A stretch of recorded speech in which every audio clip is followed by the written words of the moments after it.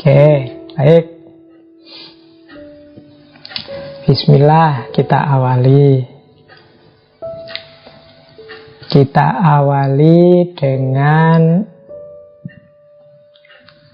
makna umumnya dulu ya.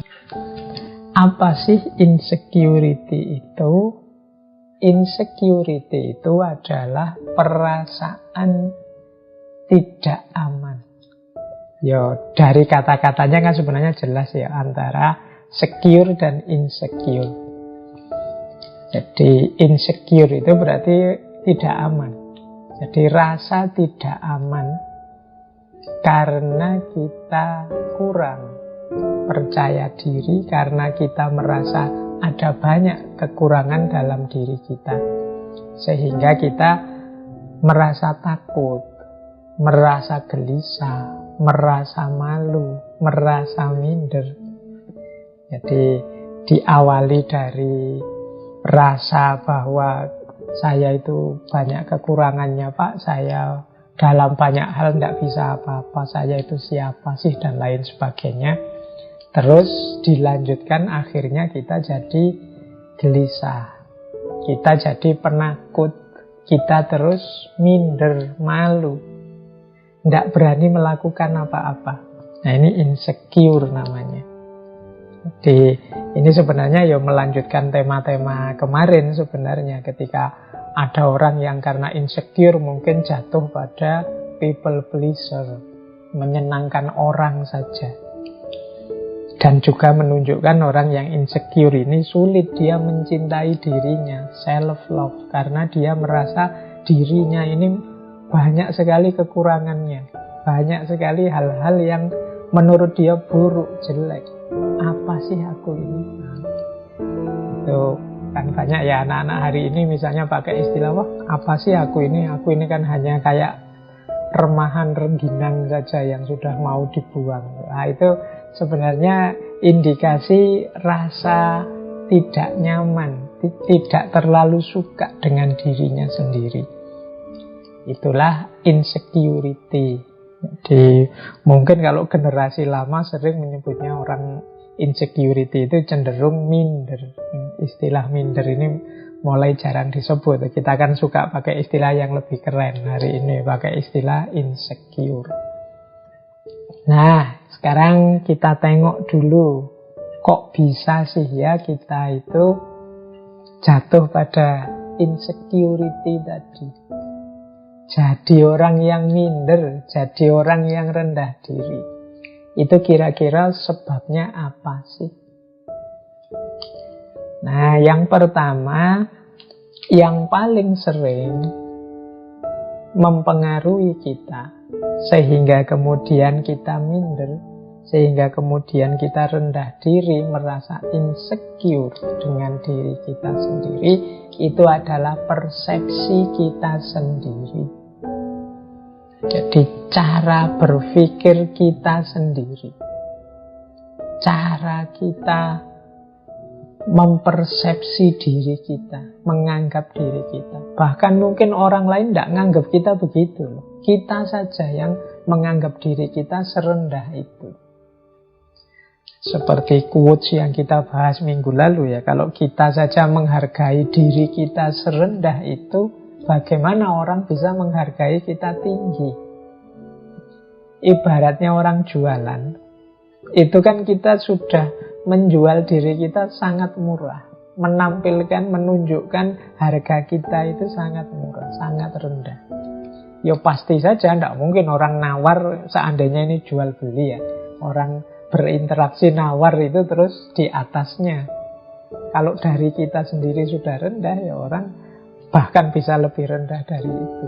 Nah, ini kan kalau di minggu lalu ketika kita bahas people pleaser. Nah, persepsi orang-orang yang insecure ini terhadap dirinya juga begitu. Dia tidak memahami, mengakui, apalagi mensyukuri bahwa dalam dirinya itu banyak sekali keistimewaan-keistimewaan. Dalam diri kita itu banyak sekali potensi-potensi untuk bisa kita hidupkan. Kita terlanjur menganggap diri kita rendah. Akhirnya ya kita tidak ngapa-ngapain. Atau kadang-kadang standar yang kita ikuti. Jadi salah standar. Misalnya ya, hari ini kan kayak tadi banyak orang operasi plastik misalnya. Standarnya mana? Itu kan terus orang milih, ada yang milih standar gaya Korea mungkin, atau milih standar gaya Barat. Nah, ini namanya standar. Nah, ketika standar, saya tidak tahu apakah memang cantik itu harus versi Korea ataukah gagah itu versi Barat yang seperti apa. Tapi ketika ini standar ini sangat jauh untuk kita jangkau, tentu saja kita akan merasa diri kita sangat rendah. Jadi, coba ngambil standar yang masuk akal saja, mungkin kita tidak jatuh pada insecurity. Kenapa kita mempersepsi diri kita terlalu rendah? Kemungkinan standar yang kita ikuti, kita tetapkan terlalu tinggi. Atau terlalu tidak nyambung dengan kita. Akhirnya ya kita menganggap diri kita benar-benar rendah. Padahal ya kayak kasusnya operasi plastik tadi ya kan, setiap orang itu kan kalau dari sisi estetika itu kan ada teori yang jenisnya subjektivitas. Jadi cantik, indah, harmonis dan lain sebagainya itu ya hubungannya dengan persepsi masing-masing subjek. Bagi seseorang mungkin sesuatu itu sangat indah, tapi bagi orang lain bisa biasa-biasa saja. Nah, ini urusannya standar. Jadi akar kenapa sih orang kemudian menganggap dirinya sangat rendah, dirinya sangat tidak penting, jangan-jangan mengukurnya terlalu jauh. Bukan berarti salah, tapi standar yang terlalu jauh ini membuat kita merasa diri kita terlalu rendah, sehingga tidak semangat untuk mencapai ke sana. Akhirnya berhenti, apalah aku ini. Nah, ini yang pertama biasanya. Yang paling banyak sebenarnya yang pertama ini. Persepsi kita terhadap diri kita dan juga standar-standar yang kita ikuti. Yang kedua, yang jadi akar dari situasi insecure yang kita alami adalah emosi. Atau mungkin kita pernah mengalami trauma-trauma, atau kita pernah dikecewakan, kita pernah disakiti, kita pernah mengalami trauma-trauma dan lain sebagainya. Nah, ini bisa juga membuat orang kemudian insecure. Misalnya merasa tidak dicintai orang tua, misalnya orang tuanya pilih kasih, ada yang dianak emaskan, ada yang dianak tirikan misalnya. Nah, itu kemudian dia merasa terluka, batinnya merasa, oh mungkin aku ini orang tidak penting, mungkin aku ini anak yang tidak diinginkan, anak yang jelek sehingga orang tua tidak milih aku. Nah, ini terus muncullah rasa insecure. Mungkin kita pernah ditinggal orang yang kita cintai, ditolak orang yang kita cintai, kita sudah tekad-tekatan nembak kok ya ditolak. Apalagi nolaknya pakai argumen lagi. Argumennya menyakitkan. Wah, saya mohon maaf ya, tidak siap jadi pasanganmu karena kamu begini sih, kamu begitu sih, kamu jelek sih, kamu apa sih, kamu itu sih ya. Akhirnya kita terus down, drop, mengalami trauma. Oh berarti aku ini jelek, oh berarti aku ini tidak pantas punya pasangan, oh berarti ini luka batin. Ini juga sering melahirkan insecure. Akhirnya kita besok-besok tidak berani lagi nembak. Besok-besok kita mikir-mikir dulu kalau mau mencari pasangan.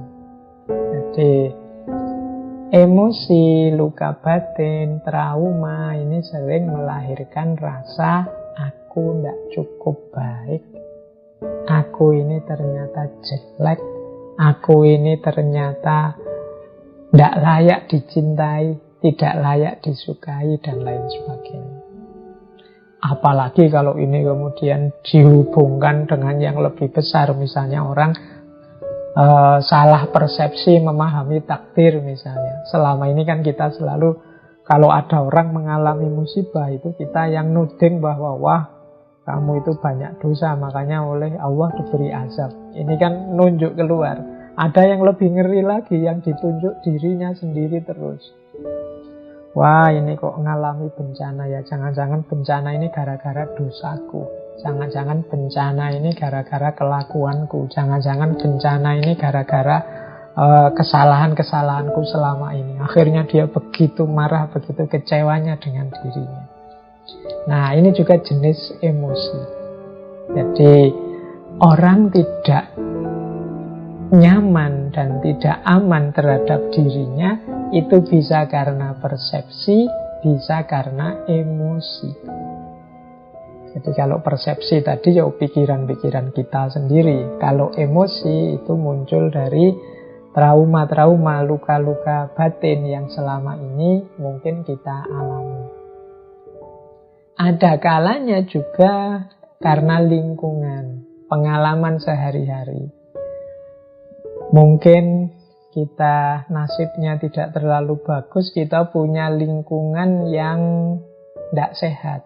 Misalnya lingkungan yang selalu mengecilkan kita, lingkungan yang tidak menganggap kita, lingkungan yang tidak menghitung keberadaan kita. Nah, ini juga membuat kita terus jadi minder, merasa kecil. Sejak kecil misalnya, kalau kita usul selalu dibantah, selalu ditolak. Sejak kecil misalnya kalau kita melakukan sesuatu selalu ditertawakan, tidak pernah dihargai. Nah, ini juga jadi akar munculnya insecurity.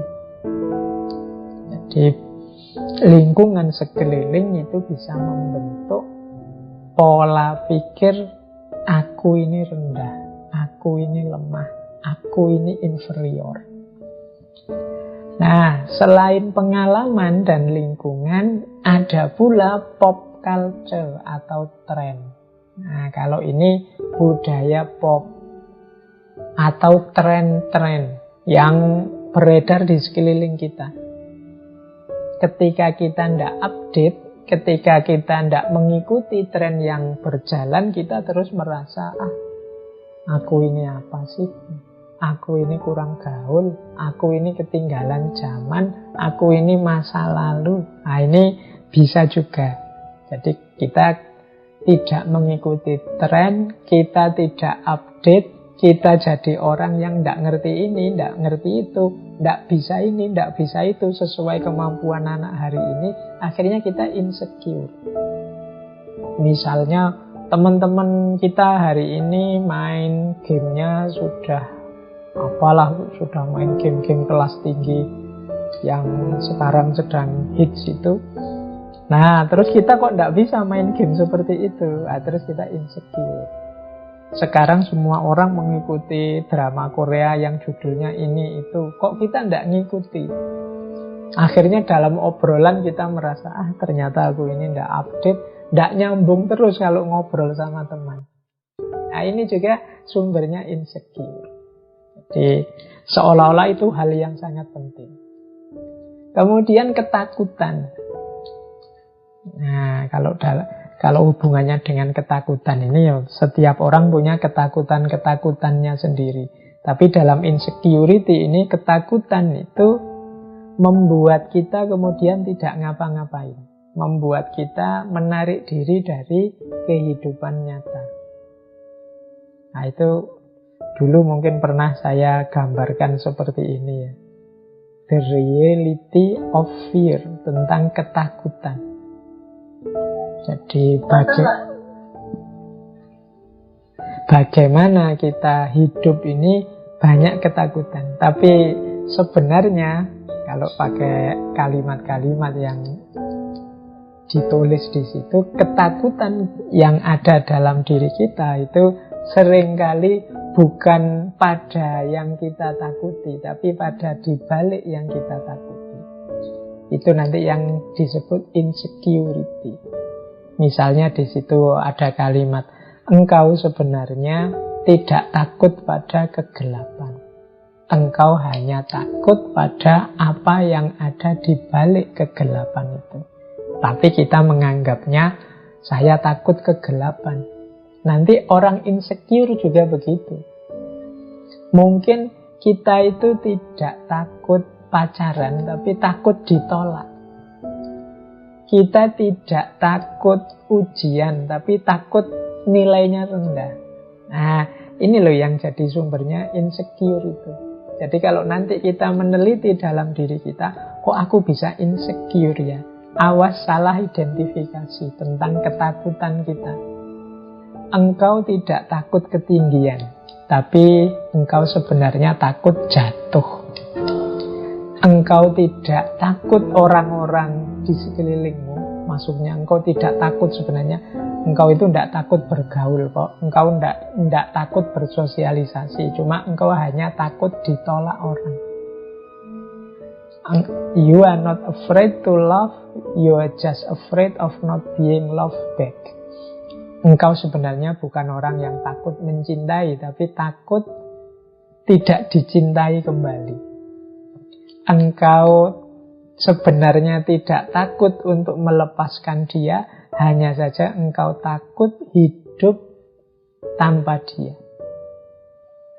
Engkau bukannya takut untuk mencoba kembali, tapi engkau sebenarnya takut kalau tersakiti kembali. Nah ini sebenarnya mengidentifikasi ketakutan kita lebih dalam. Disitulah sumbernya insecure. Jadi yang kita anggap ketakutan di luar itu sebenarnya rahasianya ada di dalam. Inilah akar-akar dari insecurity yang ada dalam diri kita.